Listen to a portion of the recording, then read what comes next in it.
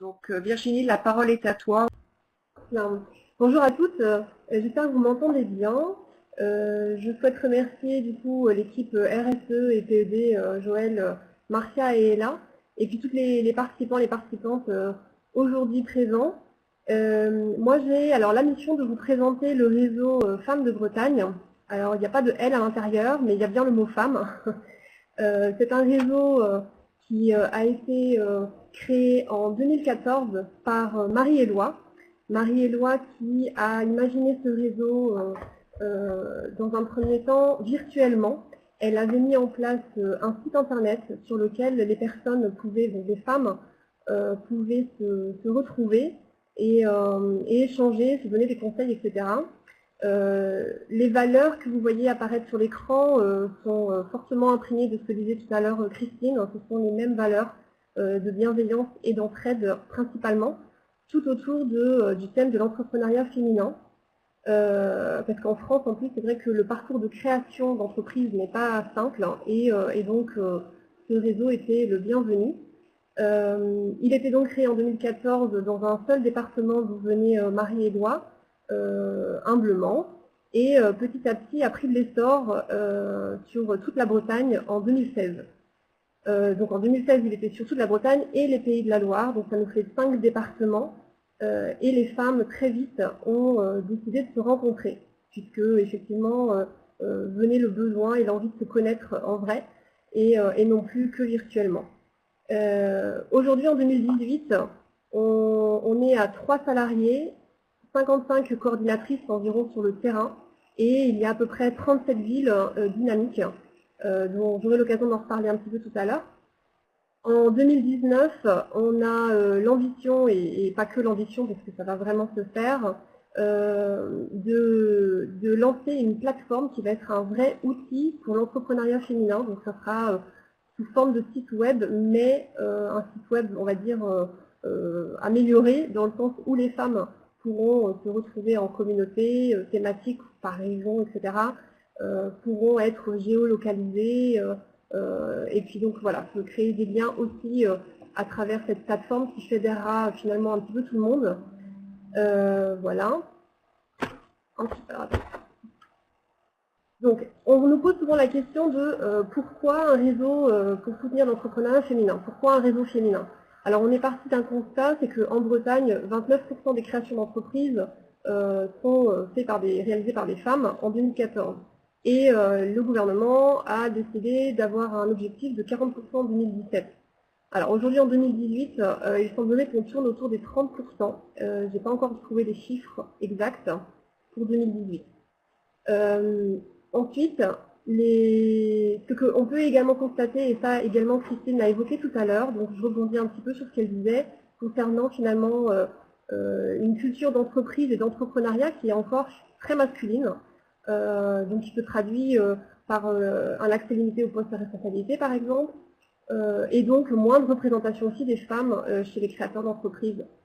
Donc c'est un petit peu ce que je marque. Les femmes disposent donc d'une base capitalistique plus réduite, puisque au démarrage d'une création d'entreprise, elles manquent de fonds propres.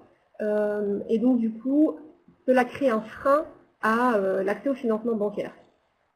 Et donc, on a également donc, sur la France, là pour le coup, un chiffre, 29% seulement des femmes accèdent à ces financements. Et paradoxalement, ce sont pourtant elles qui ont des besoins de financement assez réduits puisqu'elles ont des entreprises assez petites. Et dans Femmes de Bretagne, c'est le reflet vraiment de ce constat. On est sur des entreprises très petites. Voilà, on a 14% seulement des femmes à la tête d'entreprises innovantes ou qui ont plus de 10 salariés. Donc, Femmes de Bretagne, par exemple, c'est surtout des femmes qui sont tout seules et rarement ont des salariés. Alors, ensuite, toujours dans cette optique de la création d'un réseau purement féminin, c'est parce que donc, les femmes ont l'envie d'être soutenues à tous les niveaux au moment d'une création d'entreprise et ensuite dans le développement de leur entreprise, sur des niveaux, donc sur les plans de leur motivation, le mode de gestion, la performance de l'entreprise. Elles ont aussi des besoins de formation, encore une fois, donc des informations concernant l'accès au financement. Et un thème qui revient très souvent, c'est celui de la conciliation travail-famille, qui est vraiment inhérent pour les femmes entrepreneurs ou créatrices. C'était tout le temps ce thème-là, enfin, c'est en tout cas très régulièrement un thème qui ressort. Et puis donc, voilà, l'envie de participer à un réseau d'affaires. L'idée derrière tout ça, c'est de pouvoir monter ensemble en compétences. Donc là, on retrouve cette valeur d'entraide et de bienveillance pour y arriver tous ensemble. Donc finalement, Femmes de Bretagne s'impose un peu comme une solution adaptée pour soutenir les femmes en projet de création. Et donc je vais vous expliquer un petit peu comment nous nous organisons et comment ça fonctionne. Nos actions donc, pour soutenir cet entrepreneuriat en Bretagne, c'est tout d'abord en fédérant et en créant du lien. Donc c'est aussi, il me semble que disait Christine tout à l'heure, concernant le sens, voilà, donc les femmes donc, ont besoin de se retrouver pour sortir d'un isolement géographique ou psychologique, qui est souvent aussi propre finalement aux dirigeants, hommes ou femmes, qui sont souvent tout seuls face à son projet. Et donc, sont nés les rencontres et les ateliers. Alors, à la base, donc, comme je vous expliquais, on avait cet outil numérique qui est le site internet qui permet de fédérer tout le monde et très vite l'envie de se rencontrer. Donc les rencontres, finalement, c'est du réseautage. Ça peut prendre la forme d'un petit déjeuner ou bien un déjeuner ou encore un after work. Et donc là, les personnes se connaissent, puis peuvent échanger, passer leurs annonces, leurs informations, etc. Et là, on me change mon... et donc, ensuite, de ces rencontres sont également nés un besoin différent qui est celui des ateliers. Alors les ateliers, ce sont des moments comme des petites formations sur des thématiques qui sont soulevées lors des rencontres, souvent par les femmes. Elles se rendent compte quand on est chef d'entreprise dans un domaine, on n'est pas forcément doué pour vendre son produit, on n'est pas non plus compétent nécessairement pour créer un site internet, pour savoir comment administrer une page Facebook, etc. Donc ces ateliers finalement sont animés par des femmes du réseau qui, elles, ont ces compétences, qui donnent de leur temps pour expliquer et finalement partager ces compétences avec les autres femmes. Ces ateliers sont assez privés et on reçoit vraiment un très bon accueil. On tourne souvent autour des thématiques donc de communication, de comptabilité, du juridique, de développement personnel également. Ensuite, l'association permet également de participer et de faire participer les femmes à des événements qui ont un lien avec l'entrepreneuriat, donc autour de salons, des concours et des prix. Le réseau est lui-même sollicité souvent, donc ça permet finalement que nous, on en fasse de la communication et que les femmes puissent connaître tout ce qui se passe et toutes les propositions existantes autour de ce thème. Et l'originalité de l'association, c'est que nous avons au sein de notre public 3 profils. Les porteuses de projets, les entrepreneurs, donc les entrepreneurs, c'est ces femmes qui ont déjà leur entreprise, porteuses de projets, c'est celles qui sont en création d'entreprise. Mais nous avons également ce que nous avons appelé les Bretonnes solidaires. Donc, les Bretonnes solidaires, ce sont toutes les autres femmes qui sont ou étudiantes, salariées, retraitées, au chômage, en reconversion, qui ont, elles, des capacités propres et qui veulent également partager ces compétences. Ou alors, ça peut également être des femmes qui viennent s'installer dans la région et qui ont besoin de recréer un lien social. Et ce fut mon cas il y a 3 ans. Je suis rentrée de l'étranger et j'ai eu ce besoin de recréer justement un lien voilà, pour tant d'années d'absence. Et ça m'a permis, ce réseau m'a permis finalement de m'ancrer sur mon territoire et de connaître un petit peu ce qui se faisait, etc. etc. Donc c'est aussi l'intérêt de ce réseau ne se limite pas en fait que à voilà, du business, on va dire, par rapport à l'entrepreneuriat, mais également à ce lien territorial. Donc, également, on propose aux femmes, on renforce donc cet accompagnement grâce au partenariat. Donc, le réseau en lui-même fait du réseau, on crée des liens, donc Femmes de Bretagne crée des liens avec des structures et des institutions, des acteurs de l'accompagnement et de la création d'entreprises. Donc, comme ici, on a la Chambre du commerce et de l'industrie, on a la boutique de gestion des entreprises, on a d'autres associations qui, elles, font de l'accompagnement, j'allais dire, professionnel des projets, dans le sens où on suit un projet de A à Z. Ces structures-là le font très bien. Et nous, en créant ces partenariats avec ces structures, en fait, ça nous permet, quand on reçoit une sollicitude d'une femme, de pouvoir les mettre en relation. Et également les mécénats de compétences. Voilà. Donc là, en bas, j'avais quelques témoignages. C'est un petit peu, alors pour aller un peu plus, parce que je vois que je prends du temps, la même chose, mais cette fois, donc, ce sont des partenariats ciblés sur le financement. Donc encore une fois, ça permet justement aux femmes, quand elles savent que Femmes de Bretagne a un partenariat avec ces structures, d'y aller au moins pour prendre des informations avec une plus grande confiance. Et donc voilà, donc de connaître aussi ce qui est proposé pour elles. Et de plus en plus, les structures sont très intéressées par l'entrepreneuriat féminin et ont une approche dédiée, on va dire. Donc on va dans le bon sens.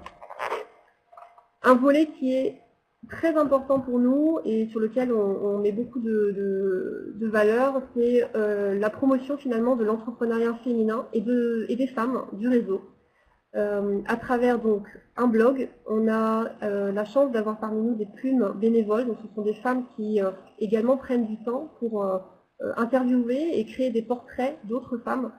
L'idée derrière, c'est de créer des rôles modèles pour qu'on puisse s'identifier et qu'on puisse oser entreprendre. Souvent, on manque cruellement en fait de modèles femmes entrepreneurs, ou bien ce sont des modèles qui ont un parcours exceptionnel. Et l'idée n'est pas nécessairement d'aller chercher le parcours exceptionnel, mais bien finalement toute femme, parce que finalement toute femme a eu son propre parcours qui pour elle est exceptionnel. Ensuite, la presse, on a des relations privilégiées avec les médias, donc ça nous permet de relayer justement, toutes les activités, les initiatives des femmes et de les rendre publiques, donc de les mettre en lumière. Et finalement, le prix Écovisionnaire, donc le prix Écovisionnaire a eu sa première édition en septembre dernier.